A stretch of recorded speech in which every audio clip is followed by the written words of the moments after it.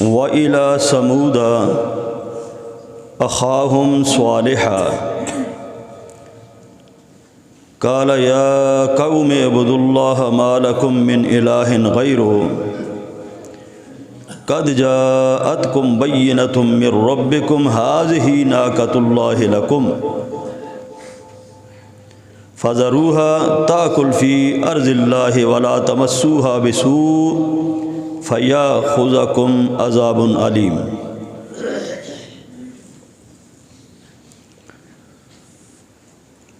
سلسلہ وار تذکرہ انبیاء قرآن کریم کی روشنی میں آج ہم بیان کریں گے حضرت صالح علیہ السلام کا تذکرہ۔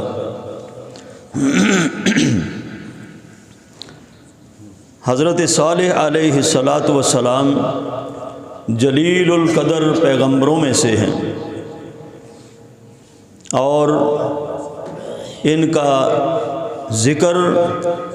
قرآن مجید کے اندر 9 مرتبہ آیا ہے، اور یہ قوم سمود کے اندر پیدا ہوئے۔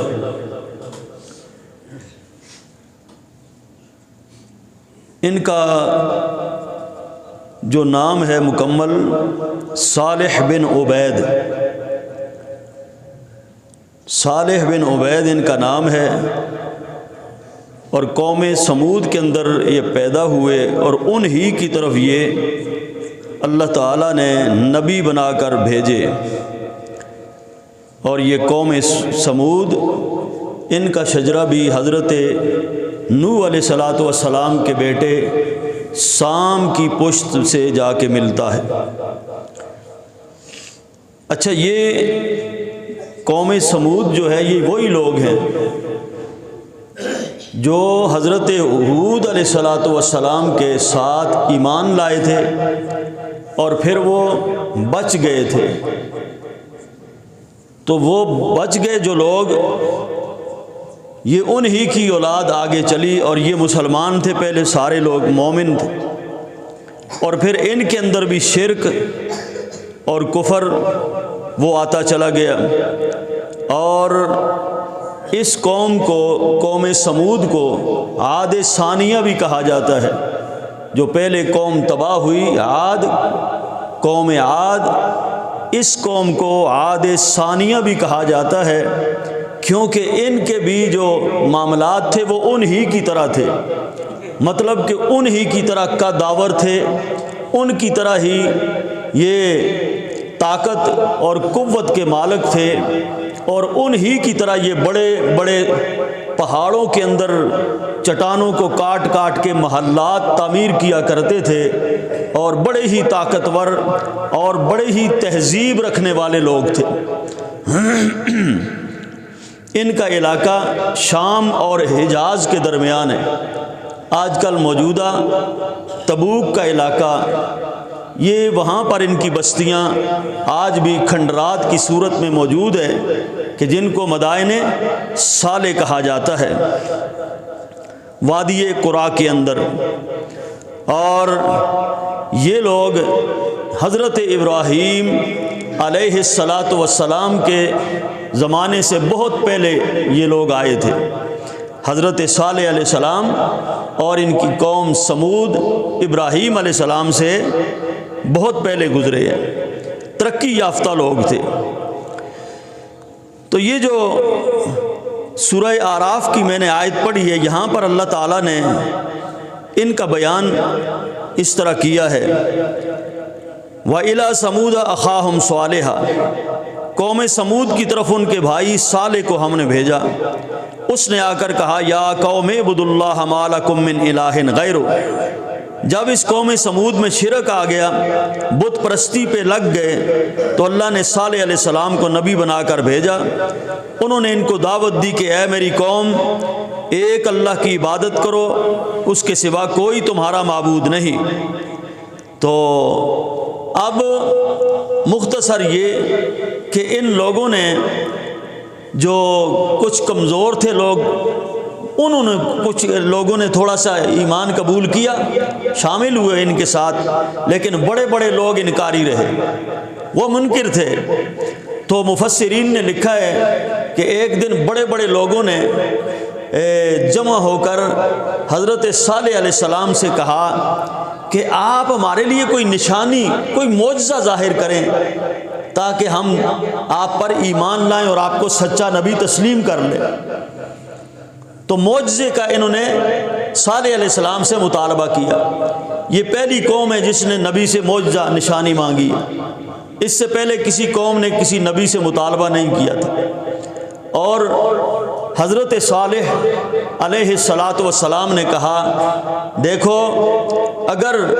نشانی اللہ پاک کوئی معجزہ جو میرے اختیار میں تو ہے نہیں، لیکن میں اللہ سے دعا کروں گا اگر نشانی مل گئی تو پھر ایسا نہ ہو کہ تم لوگ ایمان نہ لاؤ، اور جب ایمان نہیں لاؤ گے تو معجزے کا اور نبی کا انکار کرو گے، ہو سکتا ہے پھر تم پچھلی قوموں کی طرح تم بھی عذاب کی لپیٹ کے اندر آ جاؤ۔ یہ پہلے آپ سوچ لو، نشانی یا معجزہ یہ تو مل جائے گا، لیکن پھر بھی تم نے انکار کیا تو پھر پچھلی قوموں کی طرح برباد کر دیے جاؤ گے۔ انہوں نے کہا نہیں، آپ کوئی نشانی دکھائیں تو ہم پھر آپ پر ایمان لائیں گے۔ اب صالح علیہ السلام نے وضو کیا، مفسرین نے لکھا ہے انہوں نے وضو کیا، وضو کرنے کے بعد انہوں نے 2 رکعت نماز ادا فرمائی۔ نماز ادا کرنے کے بعد انہوں نے اپنے ہاتھوں کو اٹھایا دعا کے لیے اور دعا فرمائی کہ اے اللہ یہ میری قوم مجھ سے نشانی طلب کرتی ہے تو آپ انہیں کوئی اے اللہ کوئی نشانی ظاہر فرما دے۔ تو مفسرین لکھتے ہیں سامنے ایک بڑا پہاڑ تھا اور اس کے ساتھ ایک بڑی چٹان تھی، اور اس چٹان پہلے پہاڑ کے اندر جنبش آئی، ایک زلزلے کی کیفیت پیدا ہوئی، اور پھر وہ چٹان پھٹی تو اس میں سے اونٹنی نمودار ہوئی۔ چونکہ قوم کا مطالبہ بھی یہی تھا، شرط بھی انہوں نے یہ رکھی تھی کہ اونٹنی ہو اور 10 ماہ کی گابن اونٹنی ہو، گویا کہ سونے والی اونٹنی ہو، 10 ماہ کی گابن اونٹنی ہو۔ یہ انہوں نے شرط بھی ساتھ رکھی قوم نے۔ تو چٹان جب پھٹی تو اس میں سے اونٹنی نمودار ہوئی جو 10 ماہ کی گابن اونٹنی تھی، اور اس نے ان کے سامنے بچہ دیا۔ تو اللہ کہتے ہیں صالح علیہ السلام نے کہا قد جاءتکم بینۃ من ربکم ھذہ ناقۃ اللہ لکم آیۃ، دیکھو تم نے جو نشانی مانگی تحقیق آ گئی تمہارے پاس نشانی، من ربکم تمہارے رب کی طرف سے، ھذہ ناقۃ اللہ لکم یہ ہے وہ اونٹنی جس کا تم نے مطالبہ کیا ہے، اور اب ایسا ہے فذروھا تاکل فی ارض اللہ ولا تمسوھا بسوء فیاخذکم عذاب علیم، اس کو اب چھوڑ دو، اس کو بری نیت سے ہاتھ نہیں لگانا۔ اگر تم نے اس اونٹنی کے ساتھ کوئی برائی کی نظر سے، مارنے سے، قتل سے یا کس طرح نیت سے ہاتھ لگایا، ہو سکتا ہے فیاخذکم عذاب علیم، یہ دردناک عذاب تمہیں اپنی لپیٹ میں لے سکتا ہے، اس کو زمین کے اوپر کھلا چھوڑ دو تاکہ یہ کھائے اور پیے۔ اللہ اکبر۔ اب یہ معاملہ چلا کہ وہاں پر جو مدائن صالح قوم سمود کا جو ایک بڑا کنواں تھا پانی کا، اس سے ساری قوم پانی پیتی اور ان کے جانور بھی پیتے تھے، تو یہ اونٹنی یہ بھی پانی اسی کنویں سے جا کر پیتی، لیکن یہ سارے کنویں کا پانی پی جایا کرتی تھی۔ بڑی اونٹنی تھی، اللہ کی نشانیوں میں سے نشانی تھی جو سارے کنویں کا پانی پی جاتی۔ وہ لوگ بڑے تنگ ہوئے، کہنے لگے یار یہ عجیب نشانی ہے، پانی ایک قطرہ بھی ہمارے لیے نہیں بچتا۔ تو آئے صالح علیہ السلام کے پاس کہ اب کیا ہونا چاہیے؟ صالح علیہ السلام نے فرمایا ایسا کرو، ایک دن کا پانی وہ تم اپنے لیے ذخیرہ جانوروں کے لیے کر لیا کرو، اور ایک دن کا پانی اس اونٹنی کے لیے چھوڑ دو، ایک دن تمہارے لیے، ایک دن اس اونٹنی کے لیے۔ اب کچھ عرصہ ایسا ہی چلتا رہا کہ ایک دن کا پانی وہ اونٹنی پیتی اور ایک دن کا پانی ان کے لیے ہوتا، لیکن بعض مفسرین نے یہ بھی لکھا ہے کہ جس دن اونٹنی پانی پیتی قوم کو پانی نہ ملتا تو اس دن صالح علیہ السلام اس اونٹنی کا دودھ اس قوم میں تقسیم کیا کرتے تھے۔ جس دن ان کو پانی نہ ملتا اس دن اس اونٹنی کا دودھ پوری قوم کے لیے کافی ہو جاتا تھا۔ چونکہ اللہ کی نشانی تھی تو یہ معجزہ تھا حضرت صالح علیہ السلام کا۔ یہ بات بھی یاد رہے کہ معجزہ نبی کے اپنے اختیار میں نہیں ہوتا کہ نبی جب چاہے معجزہ ظاہر کر دے، نبی کے اختیار میں نہیں ہوتا، یہ اختیار اللہ رب العالمین کے ہاتھ میں ہوتا ہے، جو جس وقت جس نبی کو چاہتا ہے نشانی عطا فرما دیتا ہے۔ اور معجزے کا معنی ہے عاجز کر دینے والا، عاجز کر دینے والا۔ گویا کہ معجزہ وہی چیز ہوتی ہے جو دوسروں دیکھنے والوں کو عاجز کر دے، خارق عادت چیز کوئی نمودار ہو جائے کہ جس کا ظاہر ہونا ممکن نہیں نظر آتا، ایسی چیز نشانی ظاہر ہو جائے اور لوگ اس کو اس سے عاجز ہوں پیش کرنے سے، اس کو معجزہ کہا جاتا ہے۔ تو وَاذْكُرُوا إِذْ جَعَلَكُمْ خُلَفَاءَ مِنْ بَعْدِ عَادٍ وَبَوَّأَكُمْ فِي الْأَرْضِ تَتَّخِذُونَ مِنْ سُهُولِهَا قُصُورًا وَتَنْحِتُونَ الْجِبَالَ بُيُوتًا، کہ اللہ فرماتے ہیں کہ اس وقت کو یاد کرو کہ اللہ پاک نے تمہیں قوم عاد کا جان نشین بنایا، انہی کی طرح تم لوگ بھی پہاڑوں اور میدانوں کے اندر بڑے بڑے محلات اور بلڈنگیں تم بھی بناتے ہو، بڑے بڑے گھر بناتے ہو۔ فَاذْكُرُوا آلَاءَ اللَّهِ، اللہ کے احسانات اور اس کی نعمتوں کو یاد کرو۔ وَلَا تَعْثَوْا فِي الْأَرْضِ مُفْسِدِينَ، زمین کے اندر فساد مچانے والے بن کر نہ پھرو۔ تو بات مختصر، کچھ لوگ ہی اس نشانی کو دیکھ کر ایمان لائے، بڑے بڑے سردار، بڑے بڑے امیر لوگ پھر بھی منکر کے منکر ہی رہے، انہوں نے نہیں مانا۔ پھر بھی اب اس اونٹنی کے اس پانی کے تقسیم کی وجہ سے یہ لوگ تنگ تھے اور چاہتے تھے کہ یہ اونٹنی کسی طرح ہلاک ہو جائے، مر جائے۔ تو اس کے لیے بھی ان کافروں نے، نہ ماننے والوں نے، دو خوبصورت ترین حسیناؤں لڑکیوں کو استعمال کیا۔ تو ان لڑکیوں کو پیسہ ٹکا دیا اور کہا کہ تم ایسا کرو، اپنے آپ کو، یہ جو بڑے بڑے بیچ میں کوئی مشہور قاتل قسم کے لوگ تھے خطرناک، حسیناؤں کو پیسے دے کر انہوں نے کہا تم اپنے آپ کو ان جو یہ قاتل ہیں، خطرناک قسم کے دو بندے ہیں، اپنا آپ ان کے اوپر پیش کرو، یہ پیسے ہم سے لے لو، اور شرط یہ رکھو ہم تو اپنا آپ تمہارے حوالے کرتی ہیں، اس شرط کے اوپر کہ تم جا کر اس اونٹنی کو قتل کرو۔ تو وہاں پر ان کافروں نے ان عورتوں کو ہی استعمال کیا۔ آج بھی دنیا میں کافر یہود و نصارہ اسی طرح وار کرتے ہیں لوگوں کے سامنے اپنی گوریاں پیش کر کے، اسی طرح مسلمانوں کا قتل عام ہوتا۔ تو بات مختصر، ان حسیناؤں نے جا کر اپنا آپ ان دو بندوں کے سامنے پیش کیا، شرط یہ رکھی کہ آپ لوگ اس اونٹنی کو قتل کرو، پھر تم ہمارے مالک بن جاؤ گے، ہم تمہاری ہو جائیں گے۔ تو ان کے نام بھی مفسرین کرام نے لکھے ہیں، ایک کا نام مسدہ اور دوسرے کا نام کدار، یہ دونوں تھے۔ انہوں نے جب اونٹنی آئی پانی پینے کے لیے، جس راستے سے اونٹنی آتی تھی، تو انہوں نے آگے بڑھ کر ایک نے تیر چلایا، اونٹنی کے حلق میں لگا، اور دوسرے نے تلوار کے وار کیے اور اونٹنی کی ٹانگوں کو کاٹ دیا۔ جب یہ بات ہوئی، اونٹنی کے ساتھ اس کا بچہ بھی تھا، تو جب بچے نے ماں کو قتل ہوتے دیکھا، ماں مر گئی، تو بچہ بھی، مفسرین لکھتے ہیں وہ چیخنے لگا اونٹنی کا بچہ، اور چیختے ہوئے اسی پہاڑ کی طرف گیا جہاں سے اونٹنی نمودار ہوئی تھی، اور اسی پہاڑ کے اندر جا کے وہ غائب ہو گیا۔ جب یہ معاملہ ہوا، صالح علیہ السلام کو پتہ چلا کہ اونٹنی قتل کر دی گئی ہے، تو انہوں نے بہت ہی زیادہ افسوس کیا، اور